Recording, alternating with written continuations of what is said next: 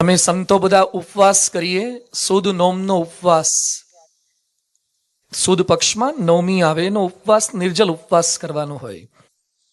પછી નોમનો આખો દિવસનો ઉપવાસ કર્યો હોય અને દશમે સવારે 6 વાગે બંગવાગની મંગળા આરતીમાં જઈએ. ત્યાં મંગળા આરતીમાં બોર્ડ માર્યું હોય પૂજારીએ, આવતીકાલે એકાદશી છે. મેં કીધું હજી નોમનો શ્વાસ તો ખાવા દો, હજી નોમમાં માંડ ઉપવાસ પૂરો થયો છે, ત્યાં એકાદશીનું બોર્ડ આવ્યું જ હોય. પણ જેને રસ હોય, કેટલાક લોકો શું કે એકાદશી હમણાં તો ગઈ હતી, પાછી આવી ગઈ, એ તો 15 દિવસે જ આવે. જેમ એક ગામની અંદર 2 બહેનપણીઓ ભેગી થઈ, ગામને પાદર પાણી ભરવા માટે, અને બંને બહેનપણીઓ વાત કરતી હતી કે તારો ભાઈ તારા ઘરે ક્યારે આવે. એટલે પહેલી બહેને વાત કરી કે મારો ભાઈ તો મારા ઘરે ઓણ ને પોર આવ્યો જ હોય. ઓણ ને પોર એટલે આ સાલ ને ગઈ સાલ ને આ સાલ, ઓણ ને પોર આવ્યો જ હોય.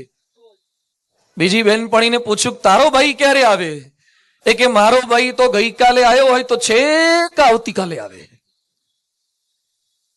ગઈકાલે આવ્યો હોય તો છેક આવતીકાલે આવે. જાજો તો કોનો આવતો હતો, ગઈકાલને આજ વાળાનો. પણ એને એમ લાગતું હતું જ્યાં તમને પ્રેમ હોય, જ્યાં તમને લગ્ન હોય, ત્યાં સમયનું બંધન નહીં નડે, પૈસાનું બંધન નહીં નડે, શારીરિક ભીડો પણ નહીં નડે. બ્રહ્મ સ્વરૂપ યોગીજી મહારાજ આણંદ શહેરમાંથી, વિદ્યાનગરમાંથી પસાર થતા હતા. એમાં શાસ્ત્રી મેદાનની અંદર હજારો માણસો ભેગા થયેલા હતા. યોગીજી મહારાજે સાથે બિરાજમાન પૂજ્ય ડોક્ટર સ્વામીને પૂછ્યું કે આટલા બધા અહીંયા કેમ ભેગા થયા છે? એ કે સ્વામી ક્રિકેટની મેચ છે. એ કે ક્રિકેટની મેચ છે, એમાં આટલા બધા કેમ? જેને રમવું હોય રમે, બીજા બધા કેમ આવ્યા છે? એ કે સ્વામી એ લોકો તો જોવા માટે આવ્યા છે.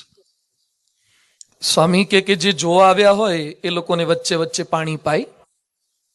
એ કે સ્વામી એમાં પાણી કઈ ના પાય, એમાં તો જાતે ટિકિટ ખર્ચો કરવો પડે, તડકે બેસવાનું, લોકો સામેથી બ્લેકમાં ટિકિટ લઈ લઈને ક્રિકેટ જોવા માટે આવે. યોગીજી મહારાજ કે આ લોકોએ સામેથી પૈસા આપવાના, પાણી પણ ના આપે, બેસવાની સરખી જગ્યા પણ અમુક વાર ન હોય, બહુ ધક્કા મૂકી થાય તો પોલીસ દંડા પણ મારે, છતાં આટલા બધા આવે છે. અને આપણે ખીચડી પણ ખવડાવીએ, છાસ પણ આપીએ, પાણી પણ આપીએ, છતાં કેમ લોકો ઓછા આવે? જો કે પાલનપુરે વાતને ખોટી પાડી દીધી છે. પાલનપુરની એ પ્રજા છે જે ખાવા માટે નથી આવતી. ભગવાનની કૃપાથી ખાઓ એવા નથી, અનેકને ખવડાવી શકો ને એવા છો.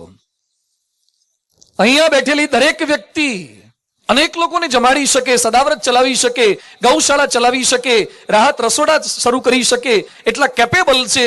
આર્થિક રીતે નહીં, શ્રદ્ધાની દ્રષ્ટિએ, સહાનુભૂતિની દ્રષ્ટિએ. બધાના મનમાં હૃદયની લાગણી છે, આ ભાવના છે.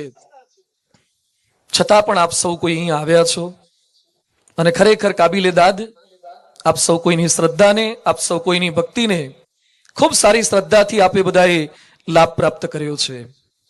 માનવ ઉત્કર્ષ પ્રવચનમાળા અંતર્ગત આજનો દિવસ અંતિમ દિન છે.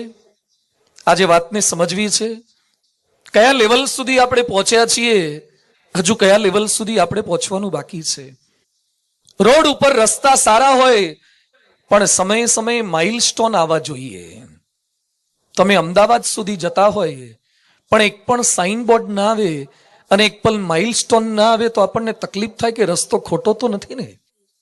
ક્યાંક અમદાવાદનું સાઇન બોર્ડ આવવું જોઈએ. ખાલી અમદાવાદનું સાઇન બોર્ડ નહીં, અમદાવાદ કેટલા કિલોમીટર દૂર એનું સાઇન બોર્ડ આવવું જોઈએ. તો વધારે ક્લેરિફિકેશન થાય કે આટલું ડિસ્ટન્સ કાપ્યું અને આટલું કાપવાનું બાકી છે. આપણે સૌ જે જીવન જીવી રહ્યા છે, જીવન પણ એક યાત્રા છે, એક પ્રવાહ છે, એક મુસાફરી છે. રસ્તો એનો એ જ રે અને મુસાફરો બદલાયા કરે, પૃથ્વી એની એ જ રે અને માણસો બદલાયા કરે. માણસો સતત બદલાયા કરે છે. આપણે કયા લેવલ સુધી પહોંચવાનું છે, કયા ઉત્કર્ષને પામવાનું છે, આપણી ખામી શું છે, આપણી ખૂબી શું છે એને શોધવાનો પ્રયાસ કરીએ છીએ. અહીંયા બેઠેલા રોજ સ્નાન કરે છે, રોજ અરીસામાં જુએ છે. અરીસામાં જોયા પછી આપણે શું કરીએ છીએ? જે સારું છે અને વધારું સારું કરીએ છીએ. કંઈક નાનો મોટો ડાઘ પડી ગયો હોય એને દૂર કરીએ છીએ. એકાદો ખીલ થયો હોય, ફોડલી થઈ હોય, એક કાળો ધોળો ડાઘ પડ્યો હોય એને દૂર કરવાનો પ્રયાસ કરીએ છીએ. અરીસાને કોઈ વાલું પણ નથી ને કોઈ દવલું પણ નથી. અરીસાના કોઈ મિત્ર પણ નથી ને કોઈ શત્રુ પણ નથી. અરીસા પાસે જે કોઈ જાય એને અરીસો એ કેવો છે એવું ચોખ્ખે ચોખ્ખું કહી દે છે. છેલ્લા 4 દિવસથી મેં એક અરીસાનો રોલ અદા કરવાનો પ્રયત્ન કર્યો છે. મારે કોઈ શત્રુ પણ નથી, કોઈ મિત્ર પણ નથી, કોઈ વાલા પણ નથી, કોઈ દવલા પણ નથી. પણ આ કથા વાર્તા દ્વારા પ્રત્યેક વ્યક્તિને પોતાનો ચહેરો દેખાય, મારી ખામી શું છે, મારી ખૂબી શું છે એ જોવાનો દરેક વ્યક્તિએ પ્રયાસ કરવો જોઈએ. અને આપ સૌ કોઈએ એ પ્રયાસ કર્યો છે, એની અંદર સાથ સહકાર આપ્યો છે. કોઈ વ્યક્તિ ખરાબ નથી, વ્યક્તિમાં રહેલા દોષો સ્વભાવો એ ખરાબ છે, એમાં આપણે સુધારો કરવો છે. કેટલાક આપણા દોષો સ્વભાવો પ્રકૃતિ આપણને નથી દેખાતા, બીજાને દેખાય છે. જેમ નાનકડો બાળક હોય ને, ગામડામાં આપણે નાના હતા ત્યારે જોયું છે ને આપે પણ જોયું હશે. ગામડામાં એની માં એના દીકરાને નવડાવે ધોવડાવે, છોકરો નાનો હોય ત્યારે. અને એમાં એ રવિવાર જેવું હોય ને રજાનો દિવસ હોય નિશાળમાં છોકરાને, અને પહેલા તો બાથરૂમ તો ક્યાં હતા આપણે, પહેલા ઘરમાં જ આગળ એક પેલો પથ્થરો પડ્યો હોય એના ઉપર છોકરાને ઊભો રાખે અને એની માં એને નવડાવે. અને એમાં છોકરાના માથા પર હાબુ નાખે એટલે હાબુના ફીણ ને બધું લિક્વિડ એ છોકરાની આંખમાં જાય. એને ન ગમે છતાં એની માં એને ઘસી ઘસીને નવડાવે. અને કેટલીક માં તો શુરવીર હોય તો નળિયાનું ઠીકડું લઈ આવે, 2 પગ વચ્ચે નાખીને એવો ગહી નાખે. પેલો કે મારી માં રહેવા દે, નથી મારે નાવું. ના ના, તારા પર મેલ ચડી ગયો છે, એ કાઢવો છે. પેલાને બળતરા થાય છે એની માં કે પછી તને વેસલીન ચોપડીશ, પણ એકવાર ઘસવો તો છે. પણ મારી માં મને મેલ નથી દેખાતો, મને મેલ નથી નડતો. છોકરાને મેલ નથી નડતો, એની માને નડે છે કે મારો છોકરો મેલ વાળો ના ચાલે. છોકરાને વધેલા નખ નથી નડતા, પણ એની માને નડે છે.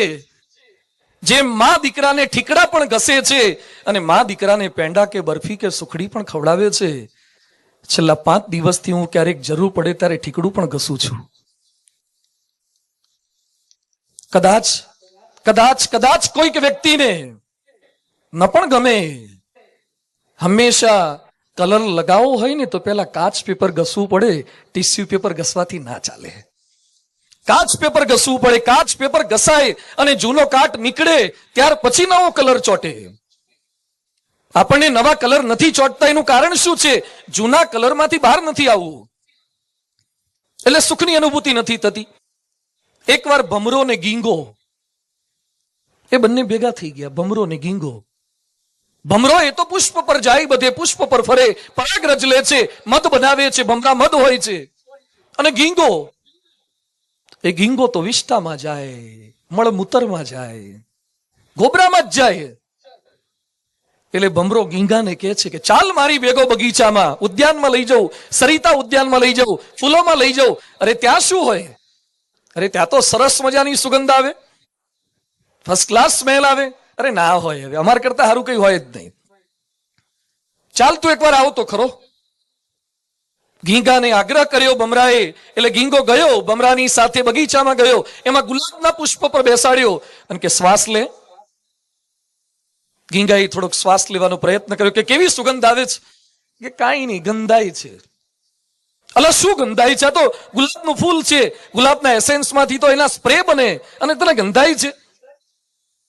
ભમરાએ વિચાર્યું કે આને રોઝની એલર્જી લાગે છે, એટલે એને મોગરા પર લઈ ગયો. અને ઉનાળાની સિઝનમાં સરસ મોગરા થાય. મોગરા પર બેસાડ્યો. એક એવે સ્મેલ લે, કપાલભાતી કર, ભસ્ત્રિકા કર, અનુલોમ વિલોમ કર, ખેંચ તું શ્વાસ અંદર ખેંચ. પ્રયત્ન કર્યો. હવે કેવી સુગંધ આવે છે? ગંધાય છે. અલા શું ગંધાય છે? આ તો મોગરો છે. હજુ તો કોઈ માળીનો હાથ નથી અડ્યો, સીધો એના છોડ ઉપર જ છે, નજી ગંધાય છે. બધે ફેરવ્યો, સારા સારા ફૂલ પર ફેરવ્યો, પણ એને કોઈ સુગંધ જ ના આવે. એટલે ભમરો પામી ગયો કે તકલીફ આમાં કંઈક છે, ડાઈમાં ખામી છે. એટલે ગીંગાને લઈ ગયો, સરોવરની અંદર નાખ્યો, સરોવર બાજુ લઈ ગયો. પેલા જોયું ગીંગાનું નાક, તો એમાં છે ને ગીંગો ગોળીઓ ભરાઈને આવ્યો હતો. ગીંગો મળની 2 ગોળીઓ ભરીને નાકમાં નાખીને આવ્યો હતો. નહીં, અત્તરના પૂંભડા પેલા નાખતા હતા એમ નાકમાં 2 ગોળીઓ ભરીને આવ્યો હતો. એટલે કોઈ પણ ફૂલ પર જાય તો એને ગુલાબની સુગંધ આવે, મોગરાની સુગંધ આવે, એને એના નાકમાં નાખેલી મળની ગોળીઓ એની જ ગંધ આવે. એટલે ભમરો કે આમાં તો સર્જરી કરવી પડશે. એટલે લઈ ગયો સરોવરમાં અને એવો ઝબકોડ્યો, નાકમાંથી પાણી નીકળી ગયું, કાનમાંથી, બધેથી, અને ગોળીઓ માત્ર નીકળી ગઈ. અને પછી ગુલાબ પર મૂક્યો અને કે હવે શ્વાસ લે. ઓહો, શું ગુલાબ છે! ગુલાબ તો એનું એ જ હતું, જ્યાં સુધી તારી વિષ્ટાની ગોળીઓ ન નીકળી ને ત્યાં સુધી તને ગુલાબનો સ્વાદ નથી આવતો. આ 5 દિવસ સુધી ગુલાબના બગીચામાં મેં સૌ કોઈને ફેરવાનો પ્રયાસ કર્યો છે, આનંદ આવ્યો છે. જો નાકમાં ગોળીઓ નાખ્યા વગર આયા હશો તો. નાકમાં ઘરની જ ગોળીઓ લઈને આવ્યો, IPL ની ગોળી, જેઠાલાલની ગોળી, સિરિયલની ગોળી, ફિલ્મોની ગોળી, આ બધી ગોળીઓ સાથે આવ્યા હોય તો ન તો ગુલાબનો સ્વાદ આવે, ન તો મોગરાનો સ્વાદ આવે. વાંક કથાનો નથી, વાંક આપણા અભિગમનો છે. એ ફેરફાર કરવાનો છે, થોડો કચરો દૂર કરવાનો છે. પેંડો ખાધા પછી તમે દૂધ પીવા જાઓ, ચા પીવા જાઓ, ઉકાળો પીવા જાઓ તો આપણને મોળો લાગે છે. અને પછી આપણે કહીએ ખાંડ ઓછી નાખી છે. અરે ખાંડ ઓછી નથી, તમે પહેલા ગળપણ વાળું ખાઈ ગયા છો એટલે તમને ચા કે દૂધ મોળું લાગે છે. એમ અહીંયા આવતા પહેલા તમે બીજો કચરો જેટલો નાખ્યો હોય તો પછી તમને કદાચ સદગ્રંથોમાં કે સદવાંચનમાં પણ આનંદ ના આવી શકે.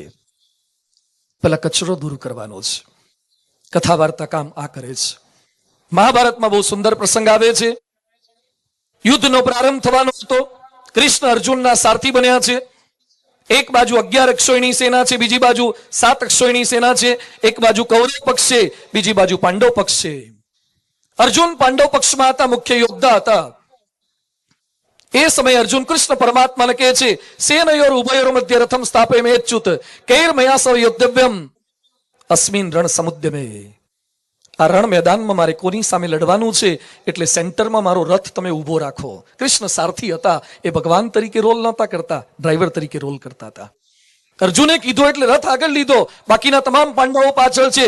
અર્જુન સેન્ટરમાં આવ્યો અને અર્જુન કહે છે, કૈર મયા સહ યોદ્ધવ્યમ, મારે યુદ્ધના મેદાનમાં કોની સામે લડવાનું છે જોઈ તે લઉં. સારો બેટ્સમેન પીચ પર આવ્યા પછી સીધો બેટ વીંજવા ના લાગે, એ જોવે કે ફિલ્ડિંગમાં કોણ કોણ ક્યાં છે ને ક્યાં ક્યાં ગાબડા છે. એ રીતે કટ્ટી રન મરાય, એ રીતે ચોગ્ગો મરાય.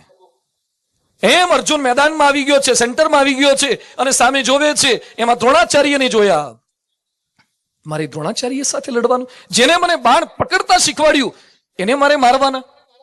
ભીષ્મ પિતામહને જોયા, જે મારા પ્રપિતામહ, મારા બાપને સંસ્કાર આપનાર ભીષ્મ પિતામહ, એને મારે મારવાના. કૃપાચાર્યને મારે મારવાના, મારા ભાઈઓને મારે મારવાના.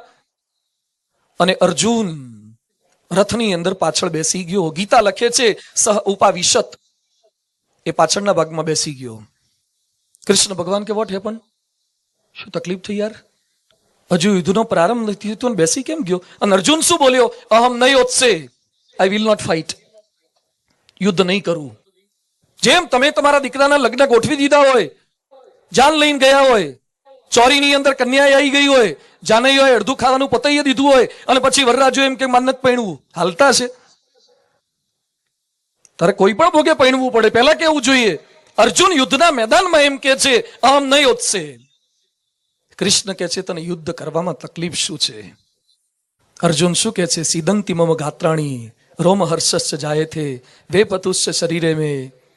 અર્જુન વર્ણન કરે છે ભગવદ્ ગીતામાં, હું નહીં યુદ્ધ કરી શકું. ચંચલમી મને કૃષ્ણ પ્રમાથી બલવત દૃઢમ તસ્યામ નિગ્રહ બંને વાયોરીવ સુદુષ્કરમ. હું મારા મનને કંટ્રોલ નથી કરી શકતો. અર્જુન બોલે છે. અર્જુન કોઈ સામાન્ય યોદ્ધો હતો? અર્જુન સ્વયંવરની અંદર દ્રૌપદીના સ્વયંવરમાં ગયો છે અને દ્રૌપદીએ શરત શું રાખી હતી? 2 ત્રાજવાની અંદર, ત્રાજવાના 2 પલ્લાની અંદર પગ મૂકવાના અને પછી મત્સ્યવેદ કરવાનો, માછલી ઉપર ફરતી હોય, પ્રતિબિંબ એનું નીચે જોવાનું, નીચે પ્રતિબિંબ જોવાનું, અને ઉપર મત્સ્યની આંખ વીંધવાની છે. કેટલું અઘરું છે. આપણે મેળામાં ઘણી વાર જઈએ ને, પેલા ફુગ્ગા લગાયા હોય છે, પેલી બંદૂકડી આપે 5 રૂપિયાના ભડાકા કરવાના, એમાં ઘણા ફુગ્ગાને પેલા છરાન સંગમ નથી થતો, તે અંદર જઈને અડાડી આવે, એ કે ફુગ્ગો ફૂટતો નથી, પાછા બંદૂકનો વાંક કાઢે. અર્જુન નીચે જોતા જોતા ઉપર મત્સ્યવેદ કરી શકે છે. કેટલો મન એકાગ્ર કરનારો યોદ્ધો હશે. અહીંયા જેટલા પરણેલા છે એ બધાના ધર્મપત્નીએ લગ્ન માટે જો આવી શરત લગાવી હોત તો આમાંથી કેટલા પૈણી હેક્યા હોત. કેટલું અઘરું છે. અર્જુન આ કરી શક્યો તો એનું મન કેટલું કેન્દ્રિત હશે, કેટલું એકાગ્ર હશે. એ અર્જુન એમ કે છે, ચંચલમી મન કૃષ્ણ પ્રમાથી બલવદ દૃઢમ, હું મારા મનને કંટ્રોલ નથી કરી શકતો. કેવળ અર્જુનની આ પરિસ્થિતિ નથી, મારી તમારી સૌ કોઈની પરિસ્થિતિ આ છે. આજે આપણે આપણી શારીરિક તાકાત વધારી શક્યા છીએ, આપણી માનસિક તાકાત નથી વધારી શકતા. એલાર્મ મૂકનાર પણ આપણે, અને એલાર્મ વાગે ત્યારે ગાળો બાંધનાર ને ગુસ્સે થનાર પણ આપણે. શા માટે આપણે આપણા મન સામે યુદ્ધ નથી જીતી શકતા? જેણે ભારત અને પાકિસ્તાનના યુદ્ધની અંદર 1974 ની અંદર પાકિસ્તાનની ટેન્ક તોડી હતી, એ કર્નલ અર્જુનસિંહ 1974 પરમ પૂજ્ય પ્રમુખ સ્વામી મહારાજને આફ્રિકામાં મળ્યા હતા અને એ બોલ્યા કે સ્વામીજી, અમે પાકિસ્તાનની ટેન્ક તોડી શક્યા, બોમ્બ તોડી શક્યા, એની સુરંગને ખોટી કરી શક્યા, પણ હું મારી ઈર્ષા, મારા કામ, મારા ક્રોધ, મારા જેલસી, એની સામે હિંમત હારી જઉં છું. અતિશય અઘરું છે, અતિ અઘરું છે. એની સામે યુદ્ધ માંડવાનું છે. સમગ્ર વિશ્વની અંદર સૌથી મોટો રોગ અત્યારે કોઈ હોય તો માનસિક રોગ છે. બ્રિટિશ લેખક છે ઓલિવર જેમ્સ, એને લોકોને પ્રશ્ન પૂછ્યો કે ધનિક લોકો સુખી કે સામાન્ય લોકો સુખી? Britain, New Zealand, Australia, Singapore, Shanghai, Moscow, Copenhagen, New York, 39,000 લોકોનો સર્વે કર્યો. વિશ્વના સુખી સમૃદ્ધ દેશોના 39,000 લોકોનો સર્વે કર્યો, અને સર્વેમાં શું આવ્યું? બધા ધનવાન થયા, પણ પહેલા કરતા 100 ગણા વધુ ટેન્શન વાળા થયા, ડિપ્રેશન વાળા થયા. જાપાનની અંદર ડિપ્રેશન, હતાશા, ચિંતા, બીમારી 21મી સદીનો સૌથી મોટામાં મોટો રોગ આ છે. સમગ્ર વિશ્વની અંદર 34 કરોડ લોકો માનસિક બીમારીથી પીડાય છે. 34 કરોડ લોકો.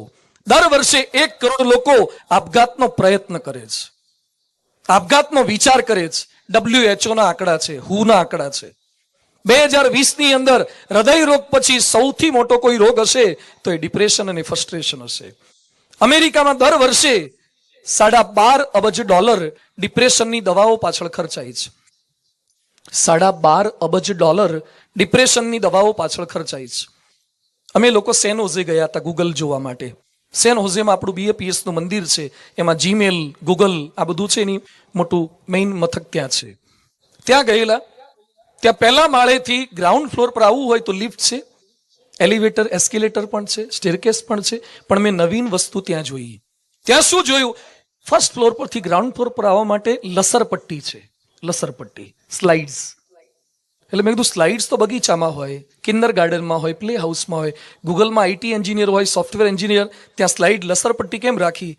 ત્યાંના ગાઈડે મને શું વાત કરી? મને કે સ્વામી, આખો દિવસ IT નું વર્ક કરીને અમારા માણસો ટેન્શનમાં આવે છે, એટલે અમે કીધું છે કે બહુ ટેન્શન થાય ત્યારે 1-2 વાર લપસી આવવાનું. ગૂગલમાં લસરપટ્ટી રાખી છે. જાપાનમાં ટોકિયોની અંદર એ લોકોએ જાપાનની અંદર એવા મોટા સિટીની અંદર IT ની મોટી ફેક્ટરીની અંદર, કોર્પોરેટ સેક્ટરની અંદર કમ્પ્યુટર વર્ક કરતા હોય ત્યાં નાના નાના કૂતરા રાખ્યા છે, પોમેરિયન જેવા. શા માટે? આખો દિવસ કમ્પ્યુટરના કીબોર્ડ પર કામ કરીને થાકે, કંટાળે, ટેન્શન, સ્ટ્રેસ અનુભવે, એટલે થોડો વાર કૂતરા પર હાથ ફેરવે પાછા ફ્રેશ થઈ જાય.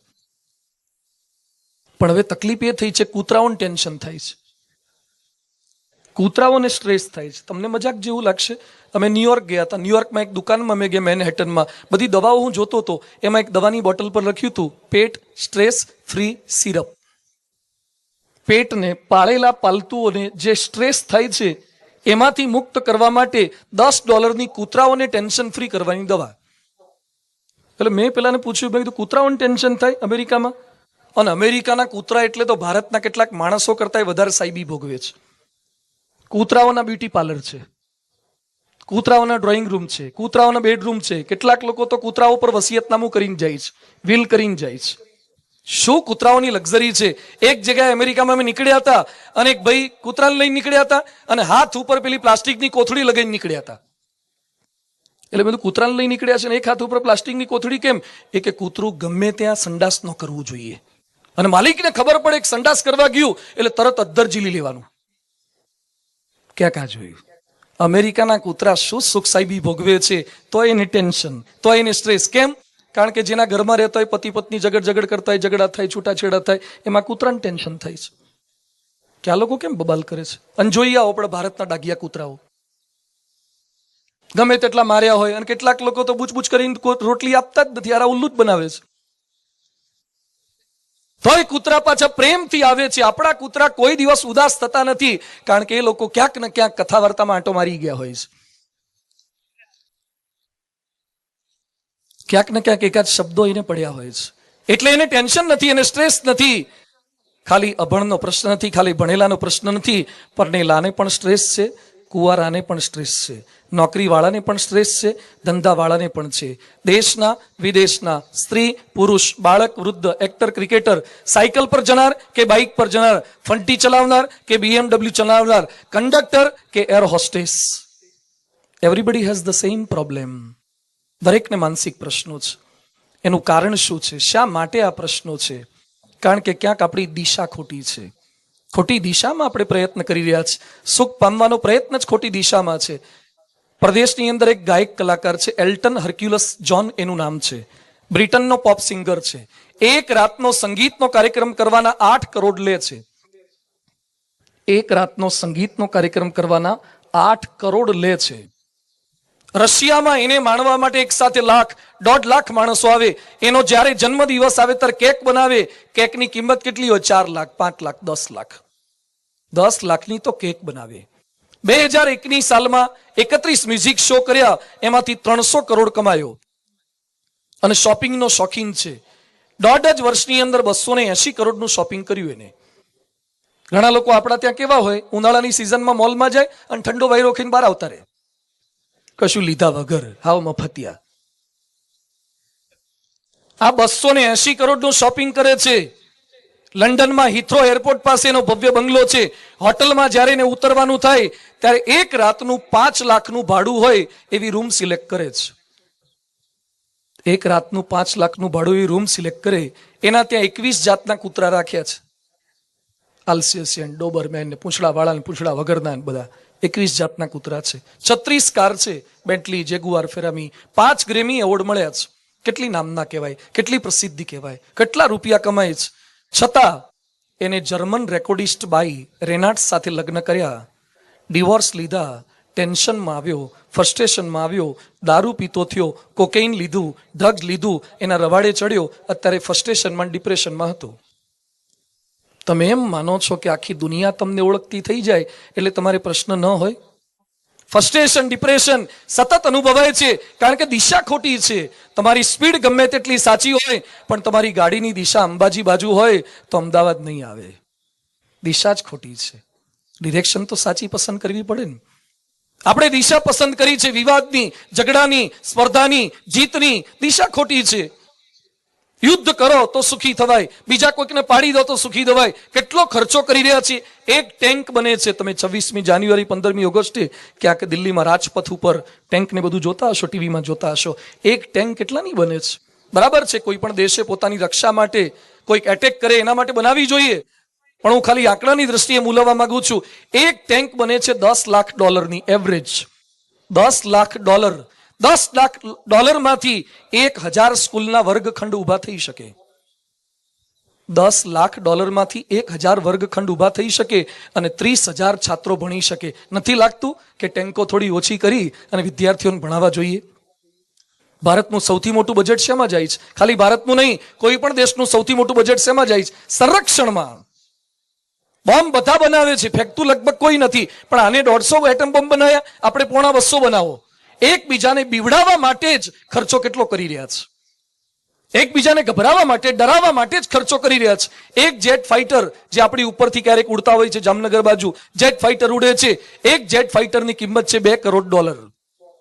$2 કરોડ, $2 કરોડ ની અંદર 40,000 ગામની અંદર નાના પેલા પીએચસી ફિઝિકલ હેલ્થ સેન્ટર આવે છે, એવા નાના 40,000 ગામમાં દવાખાના ઊભા થઈ જાય. નથી લાગતું જેટ ફાઇટરો ઓછા કરી અને લોકોનું સ્વાસ્થ્ય સારું રહે એના માટે ઇન્વેસ્ટમેન્ટ આમાં કરવું જોઈએ? ડિરેક્શન ખોટી છે. આપણી દિશા વિવાદની છે. સંવાદ તરફ જાઓ, તોડવામાં નહીં, જોડવામાં જાઓ, મારવામાં નહીં, બચાવવામાં જાઓ, ટીકા કરવામાં નહીં, ટેકો આપવામાં જાઓ. આજે આપણા ત્યાં લોહી આપનારા ઓછા છે, લોહી પીનારા જાજા હોય છે. લોહી આપનારા ઓછા હોય, લોહી પી જનારા જાજા હોય છે. મરી જવામાં માલ નથી, તરી જવામાં માલ છે. છૂટા પડવામાં માલ નથી, ભેગા રહેવામાં માલ છે. એક દિશા સમજાય એના માટે આ માનવ ઉત્કર્ષ પ્રવચનમાળા છે. બીજા સમજે કે ન સમજે, મારે સમજવું છે. થોડાક વખત પહેલા અમારા પૂજ્ય વિશ્વબંધુ સ્વામી જે અમારી સાથે પધાર્યા છે, અમે બંને સંતો રાજકોટમાં એક એરિયામાં એક ઉદ્ઘાટન કરવા માટે ગયા હતા. ઉદ્ઘાટન કરીને અમે પાછા આવતા હતા. એમાં ઇન્ડસ્ટ્રીઝની બધી નાની મોટી દુકાનો હતી, એની વચ્ચે એક સાંકડો રસ્તો હતો. આજુબાજુ ગાડીઓ પાર્ક થયેલી હોય, એમાંથી વચ્ચે નીકળવા ગયા અમે. વન વે જેવું હતું, એક જ ગાડી આવી જાવ કરી શકે. એમાં અમારી ગાડી પહેલા એન્ટર થઈ ગઈ હતી અને લાઈટ પણ મારી, છતાં સામેથી એક છકડો આવ્યો. છકડો કદાચ અહીંયા ઓછો સમજાશે, પણ છકડો કાઠિયાવાડનું ઘરેણું છે.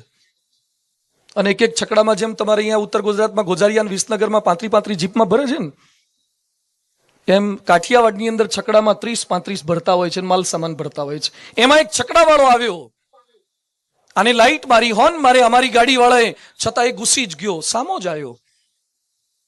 એકદમ આગળ આવી અમારી ગાડીની સામે જ એક્ઝેટ ઊભું રાખી દીધો અને છકડો કરી દીધો બંધ. એને ક્યાંય ઉતરવાનું નહોતું, પણ અમારી આગળ આવીને એને બંધ કરી દીધી. અમારી ગાડી ચાલુ હતી, ડ્રાઈવરે કરી બંધ. તે છકડાવાળાએ પલાઠી મારીને છકડા પર બેસી ગયો, સીટ પર. અમારા ડ્રાઈવરે ક્લચ પરથી, બ્રેક પરથી પગ લઈ લીધો. એણે હેન્ડ બ્રેક મારી. બધું આ ખેલ શું શરૂ કર્યા? મને કે એને ટાઈમ છે, મારે ઘણો ટાઈમ છે. બધું અમારે નથી. પણ બધું હવે શું કરવાનું? મને કે આપણે પહેલા લાઈટ કરી હતી, આપણે હોર્ન માર્યા હતા, તો એ શું કરવા સામો આવી ગયો? એને ઉભા રહેવું જોઈએ ને, પહેલા આપણને સાઈડ આપવી જોઈએ ને. એ પાછો જશે, હું નહીં જવું કે. મેં બહુ સમજાવ્યું, માને નહીં. પછી મેં અમારા ડ્રાઈવરને શું કીધું, છકડામાં રિવર્સ ગેર હોતા નથી. છકડામાં રિવર્સ ગેર હોતા નથી. અને આપણી ગાડી છે એમાં રિવર્સ ગેર છે, એટલે જેને રિવર્સ ગેર હોય ને એને જ પાછું જવું પડે. આપણે લઈ લો પાછી. યાદ રાખજો, તમારે જ્યારે જ્યારે પ્રશ્ન થાય, સંસારમાં, વ્યવહારમાં, સમાજમાં, પરિવારમાં પ્રશ્ન થાય, તમે જ સાચા હોય અને છતાં સામેવાળો કોઈ રીતે નમતું ન જોખે, ત્યારે સમજજો કે આપણે રિવર્સ ગેર છે, સામેવાળો તો છકડો છે. એ ક્યાંથી રિવર્સ લેશે? એ ક્યાંથી નમતું જોખશે? અને જે સમયે તમે પાછું ના લો, ત્યારે સમજજો કે આપણામાં છકડાનો પ્રવેશ થયો લાગે છે. આપણે છકડા જેવા થયા, આપણે રિવર્સ નથી લેતા, આપણે પાછું કરવું જોઈએ, આપણે નમતું જોખવું જોઈએ. કથા આ શીખવાડે છે. માનવ ઉત્કર્ષ પ્રવચનમાળા એટલે આ છે. સાચો ઉત્કર્ષ શેમાં છે? ખાલી મની પાવર વધે એમાં નહીં, મસલ પાવર વધે એમાં નહીં, માઇન્ડ પાવર વધે એમાં નહીં. મેકઅપ પાવર વધારો, મટીરિયલ પાવર વધારો, મેન પાવર વધારો, મેમરી પાવર વધારો. પેલા 2 GB ની આવતું તો એમાંથી 16 GB, 80 GB, ટેરાબાઇટ આવી ગયા. હવે તો ટેરાબાઇટ. મેમરી પાવર વધારો, બહુ મેમરી વધી ગઈ. મસલ પાવર વધારો, મેકઅપ પાવર વધારો, આ બધા જ પાવર ટેમ્પરરી છે. આજે મારે સૌથી મોટા પાવરની વાત કરવી છે ગોડ પાવર, ભગવાનનો પાવર. એ ભગવાનનો પાવર જેની પાસે હશે, એ શક્તિ જેની પાસે હશે, એમાંથી પ્રેરણા આપણે પ્રાપ્ત કરવી છે. એટલે છેલ્લા કેટલાય દિવસોથી આપણે વાતો સમજીએ છીએ. હું ને મારા પ્રશ્નો